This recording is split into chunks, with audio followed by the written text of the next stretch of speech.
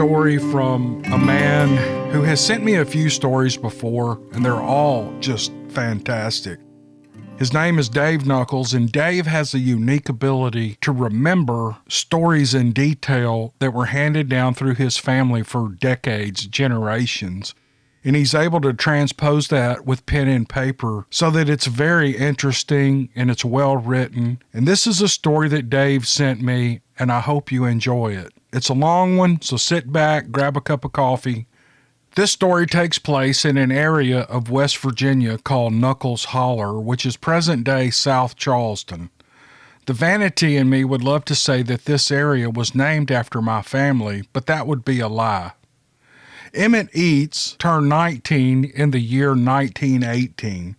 While the draft for the war to end all wars passed him by, many young men were called away to fight.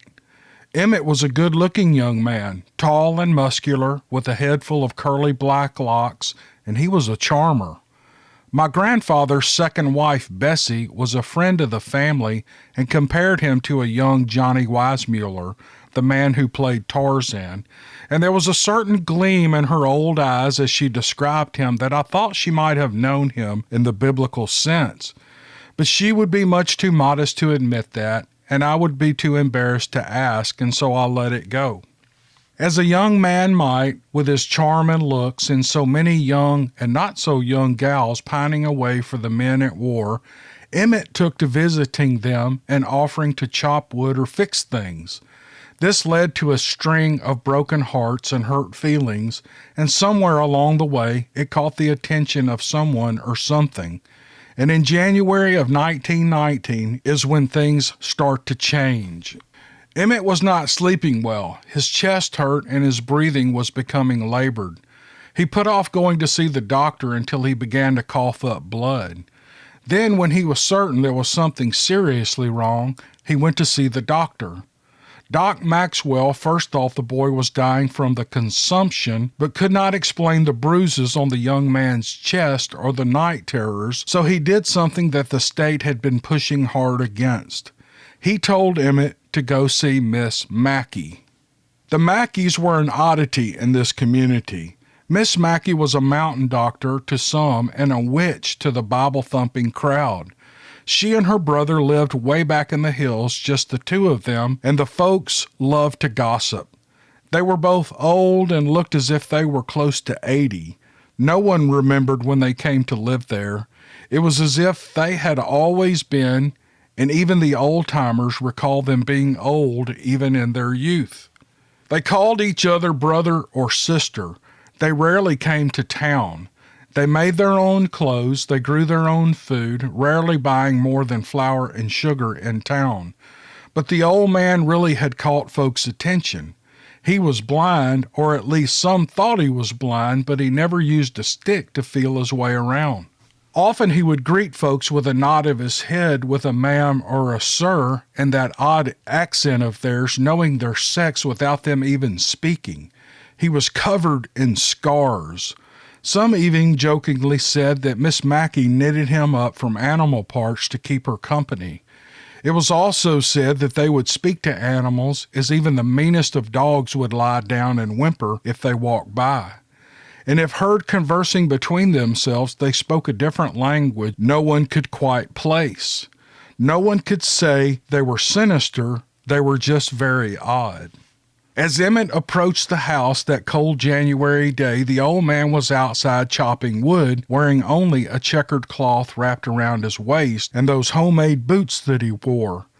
The cold had blushed his skin to the point that every scar showed in the sunlight, and for a blind man the rhythm of chopping wood did not suffer his aim. It was always true, never feeling for the next log. He stopped and hollered to the house, "Sister, the lad you were expecting is here." Emmet didn't know that he was expected, nor did he know how the old man knew he was there or could have heard him approach over the chopping, but he was glad that he didn't need to explain his presence. The old woman came out of the house carrying a bowl and some homemade soap and met him in the yard. She said, "Brother, get him stripped down and have him washed."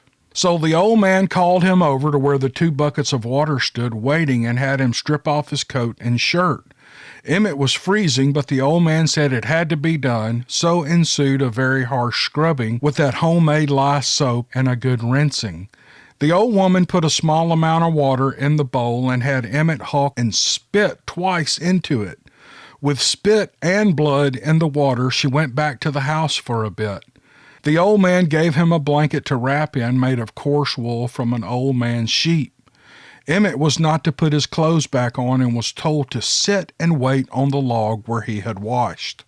It was about an hour before the old woman came back out carrying strips of homemade cloth and 2 clay jugs that he could see by the expression on her face that she was both angry and a bit frightened. The first clay jug had a red ointment in it that stank of sulfur and wild herbs. He could not quite place the smell. As she began to smear the ointment on him, she said, "Brother, go get that flax comb." A look of fright came upon the old man's face, coupled with the scars he wore that made Emmet's blood run cold. "Sister, is there no other way?" She said, "If it comes again, the lad will die." A flax comb is a heavy piece of wood with sharp spikes used to process flax into linen.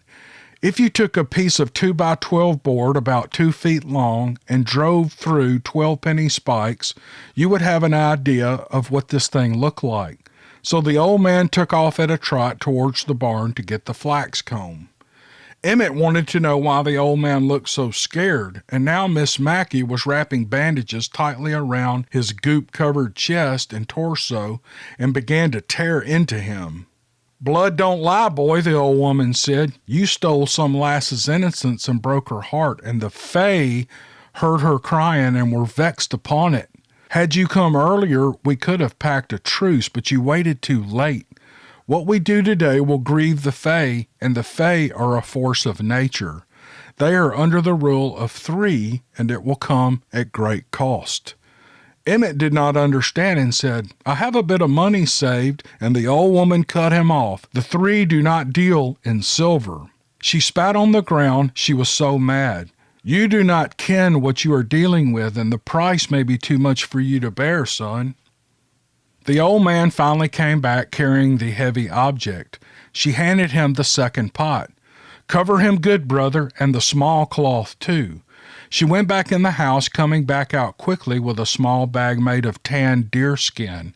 If Emmet thought the red ointment stunk, it did not hold a candle to the black tar the old man was coating the bandages with now. But oddly enough, he was breathing a bit better, and his chest was not hurting as bad. The old woman turned her attention to the flax comb and from her bag pulled out a variety of dried leaves and herbs. Emmet recognized the sage and the ginseng, but the others he had no idea about. Then she made them step back a few paces and pulled a smaller bag from her satchel, saying, "Breathe in a bit of this, and you won't be breathing no more." And she carefully sprinkled the powder on the comb and then took the dried herbs, rubbing them between her hands furiously, creating a powder, and sprinkled them on the comb as well. She then began blowing lightly across the comb, like a birthday cake full of candles, and the herbs charred to ash and the spikes of the comb glowed hot, as if there were iron waiting a blacksmith's hammer. The smoke was a nauseating sweet smell that made Emmet want to faint. After the comb had cooled, she tied a braided cord to it and showed him how to affix it to his chest spikes pointing up. He was to sleep on his back that night with the extra piece of tar-covered cloth over his face, and he was not to remove the cloth no matter what. He was not to touch the comb until daylight shined on the comb the next morning. Then he was to bury the comb and anything else deep in the midday sun. The old woman sent him home. That night, Emmet lay there fighting sleep and the urge to vomit from the smell of the cloth over his face and the weight of the heavy board on his chest. But he was exhausted from the long trek up the mountain, and though the red salve had worked wonders for his breathing, he was still quite ill. Finally, sleep overtook him. He awoke with a start about 4 a.m. There was a high-pitched screaming, and his face and scalp burned and itched terribly. Somehow in his sleep he had removed the foul-smelling cloth from his face. He could see in the moonlight that the flax comb had come loose and fallen to the floor. Impaled on the spikes was what looked like a small man about 11 inches long, struggling to get free, but already his skin was turning black and oily, looking like an old banana peel left to rot in the sun. Emmet rushed to get around it, running outside and grabbing handfuls of snow off the ground, wiping his face and head, trying to stop the burning sensation before the cold overtook him, and he stumbled back inside. By now his parents and brother were up and lanterns were lit to see what the commotion was.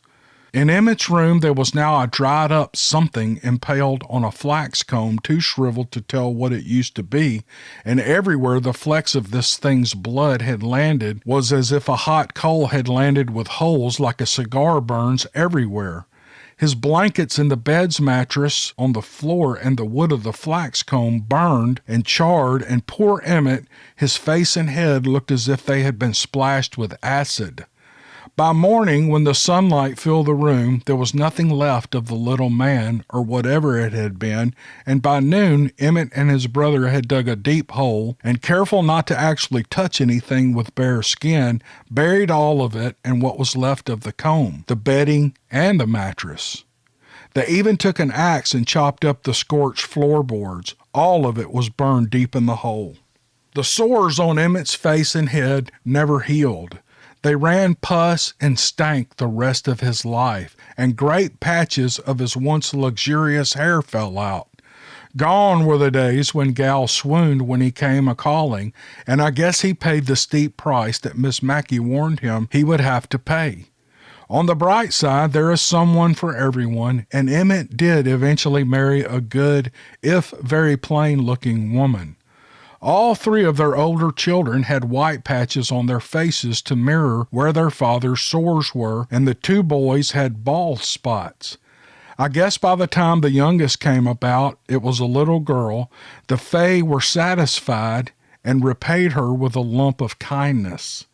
I saw her myself, and she would have been about 50, I guess, and she was absolutely gorgeous as to stir my young teenage heart back then. And now for part 2 of my story. Pop told me this one as it involved his uncle, my great-uncle, and his namesake, Harry.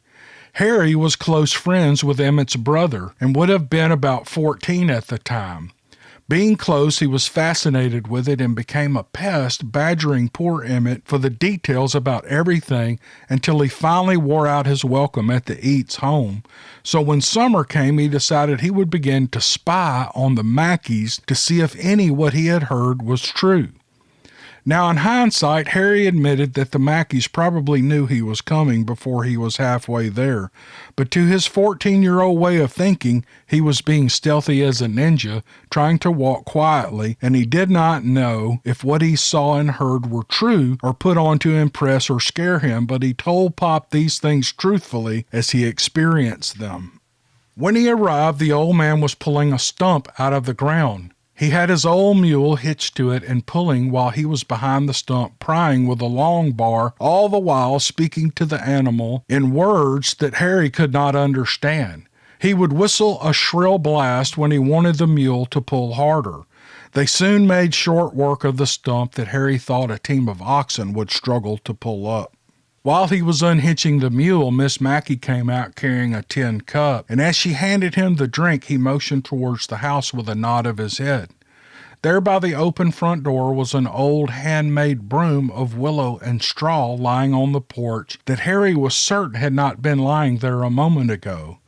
But the house was tricky. You had to really look at it to see it, but nothing was square or plumb. There were bits of iron hanging from strings, symbols burned into the post, the window casings, and on the door. At the bottom of that door there was another small door with a latch as if for tiny people to come and go. It was odd, but it was almost as if you had to really stare at the house to see these things. A glancing look would miss all of these details. Miss Mackey reached down to where the root had come off the pull stump. It was about 3 feet long and springy like a green cane. She marched over to the house and snatched up the broom and commenced to whipping it like a red-headed stepchild, and then tossed it in the house and slammed the door as if to stay in there. Then she walked back to where her brother stood, and before she could say 2 words, the old man cocked his head to listen and again nodded towards the house. Harry looked, and the broom was trying to climb out of the open window. He ran all the way down the mountain, not worried about the noises that he was making. It took him a good week and a half to build up enough courage to go back. Many days later, before sunup, Harry decided he would sneak back up there and sit quietly to watch them from the woods. He had started up the trail when he saw Mr. Mackey walking down it toward him holding his lantern high above his head. The old man would stop every now and then and softly speak a few words that Harry did not understand. Then he turned towards Harry and he said, "Are you daft, laddie, walking this mountain alone at night? Do you nae ken there are things out here that would like to take you? They'd like to eat you up. You must be very brave or very dumb. Were it my way, I would send you running home again, but my sister says that you aren't easy to rid of and that I'm needed to teach you a few things. So come along and stay close and be quiet." Then he said something in a very firm voice again in words he did not understand and said, "Come," and they walked up towards the house. Harry saw that the old man never looked down at the path. In fact, the old man never looked anywhere. His eyes were bright and clear, but he always seemed to stare out at nothing, and this confused Harry. Harry asked in a whisper, "Mr. Mackey, you are blind, right?" "Aye," said the old man, "since I was about your age." Then Harry asked, "Then why the lantern?" Mr. Mackey swung the lantern towards the woods and side to side, and then he said, "You can see, and so can they. I want them to know who it is walking this mountain." And Harry asked, "They?" "Wait until the sun is high to ask about such things," the old man said. And Harry's education had begun. Harry visited many times that summer and into the fall. He was never to be on the mountain after sundown. On the 2 occasions that it would make it too late to leave, the Mackeys insisted he stay the night with them. Miss Mackey made it clear that he was to watch and listen because hard times were coming, and for Harry more than most. The old man taught Harry how to tend to animals and to tell by touch if an animal was sound or sickly. He showed him how to dispatch an animal quickly and painlessly, how to set snares and easily sharpen tools and axes. He showed Harry his sheepdog and how the dog knew his whistles and would do his bidding. The Mackeys put Harry to work, chopping wood or fetching water from the creek, and when fall came he spent a few days following Miss Mackey out in the woods gathering roots and brambles. She talked to everything, and the squirrels and the birds seemed to watch and listen and even chirp back in reply. Though Harry could not understand the actual words, he imagined it were words like, "Good day, Mr. Squirrel," or "Hello, Mrs. Bird," and they seemed to gossip back and forth. Mrs. Mackey left small bundles in certain places. She said the bundles were for the Fae. Harry remembered Emmet saying that word and asked her who the Fae were. She told him that the Fae were the spirits of the woods, the water, and the earth itself, that they came in many forms, and most are friendly, but they had a stern sense of right and wrong, and that one should show them respect. Then she said 2 things that bewildered Harry. First, she told him, "Your friend offended them, and they wanted him dead.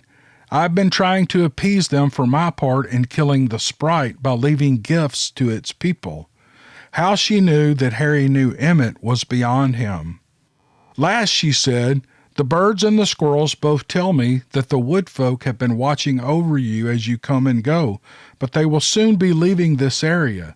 They do not stay here once the leaves start to turn. They go deeper into the mountains." Harry learned that the symbols meticulously burned into the cabin were there to warn the Fae and convey a truce.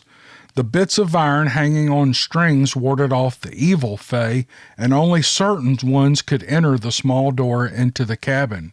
She told him the names of the symbols in pieces. Unfortunately, my father had forgotten them. About mid-September, the old man told Harry that the wood folk were leaving and he was not welcome to come again. Mr. Mackey asked, "Anything else, lad, before we part ways?" Harry had one last question. "The scars, Mr. Mackey. What happened to you, sir?" The old man lowered his head and sighed. "Long ago, when I was much older than you are, I were tending the sheep out in the moors of my home. A ewe had gotten herself stuck in a bog, and I were trying to pull her free. But the more we struggled, the deeper she sank. I were afraid I would be stuck too. And then I saw a figure coming across the moors, and I thought it were one of the wolver folk coming to help, so I called out in the old tongue." The old man began to tremble. He was visibly shaken. "But this was something else," he said, "an evil thing with a heart as black as night." The old man broke down in tears. It took him a minute to gather his composure to continue. "When my old granddad found me, he thought that I were dead, and who knows if maybe I weren't. Lad, that thing haunts my dreams, and it were the last thing I ever saw." Harry allowed the old man to settle down for a minute. When he could see Mr. Mackey was calm again, he asked, "How old are you, sir?" He wiped the tears from his face, and he cleared his throat, and he said, "Well, that would be 100, and he caught himself, and he finished by saying, "Lad, that was a long time ago." And then he said, "Well, off with you, boy, and do not come back. You will not see us again." Harry did well after that. He bought a piece of bottom land west of the holler and had a thriving farm by the age of 19. My pop was born in 1921, and Harry took a liking to him straight off. I'm not sure if it was the name or what. In 1926, Harry contracted polio, and believing that if anyone could help him, it would be Miss Mackey. He had my grandfather rig a pole sled onto one of his farm horses to pull him up the mountain. When they got there, the little house was falling down and looked as if it had been abandoned for decades. The marks on the cabin had been scraped or chopped off with an axe, and the door with all its symbols and the little door at the bottom were gone. Harry was paralyzed from about the chest down, but he ran that farm from a cot, and as long as he lived, the farm did well. Folk would come to horse trade with him, and he would run his hands along the animal just as old man Mackey had taught him, and though some tried to trick Harry by bringing sickly animals to trade, he could tell the moment he touched them what was wrong. During the Depression, my grandparents sent my father and my uncle to stay with Harry because there was always plenty to eat there on the farm. It was during this time that Harry told my father all about the Mackeys. Harry died in the winter of 1944 after contracting pneumonia while Pop was off fighting the war. If you listened close to the story, you probably figured out by now that the Mackeys were from Scotland and that their names were Mac something. I tried to research it, and in 1806 census, they have a Brodie and an Elspeth McGee, brother and sister, recorded in the census. Dave, that is a wonderful story. I enjoyed reading it. I enjoyed putting it together. I enjoyed narrating it. I just wanted to tell you, you're so good at this, at remembering these stories. Keep all these things you write and consider putting it in a book, brother. I mean, this is really a good deal. But this was a story about the Fae. The Fae could be considered a cryptid, and I hope you enjoyed it. So we'll see you guys on the next video. Thanks.